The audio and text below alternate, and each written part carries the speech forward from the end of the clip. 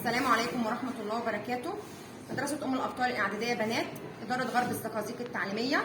النهارده هنشوف استراتيجية جديدة من استراتيجيات التعلم النشط، استراتيجية ساعي البريد، عن كل الدروس اللي خدناها، ملفات الصوت وملفات الفيديو، ومشاركة طالبات فصل تانية تالت مع استراتيجية ساعي البريد.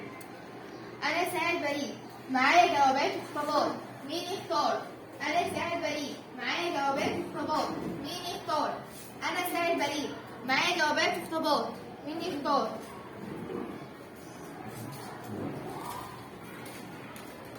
اذكري خطوات التعديل في الصوت بتكرار. 1. من قائمة افكت.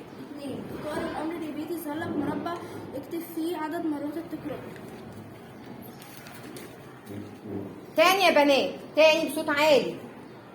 اذكري خطوات التعديل في الصوت بتكرار. 1. من قائمة افكت. 2. اختار الأمر اللي بيظهر لك مربع اكتب فيه عدد مرات من التكرار. برافو، سقفوا لها. أنا ساعي البريد، معايا خطابات، مين يختار؟ أنا ساعي البريد، معايا خطابات، مين يختار؟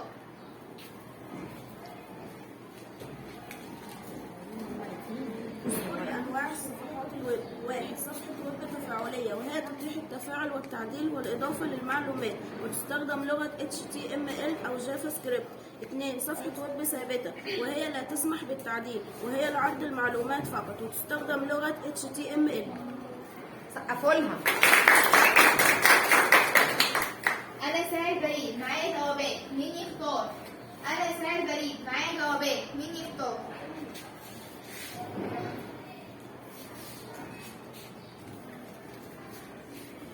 خطوات إنشاء ملف فيديو. 1. من قائمة فايل اختار إمبورت. 2. رتب الصور وضعها في مسارها. 3. استيراد ملف صوت. 4. معاينة الفيديو وتشغيله. برافو، سقفوا لها. أنا ساعي البريد، معايا خطابات، مين يختار؟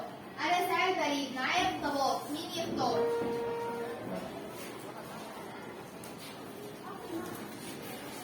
اذكري أنواع امتدادات ملفات الصوت. ويتميز بجودته ووضوحه للصوت، وله سعة تخزين كبيرة، لذلك لا يناسب النشر على الإنترنت. MP3 وهو أقل جودة في الصوت، وله سعة تخزين قليلة، ولذلك يناسب النشر على الإنترنت. سقفوا لها يا بنات.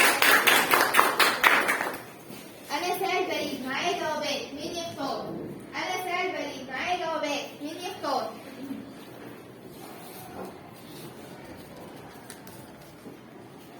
اذكري مراحل إنشاء ملف الصوت. 1. التجهيز. 2. تنفيذ بسيطة برنامج برافو، سقفوا لها. أنا ساعي البريد، معايا جوابات، مين يختار؟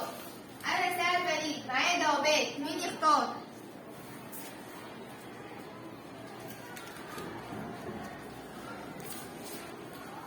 اذكر مراحل إنشاء صفحات الموقع. 1. التخطيط. 2. التصميم. 3. الإعداد والتجهيز. 4. التنفيذ. 5. النشر على الإنترنت. برافو، سقفوا لها.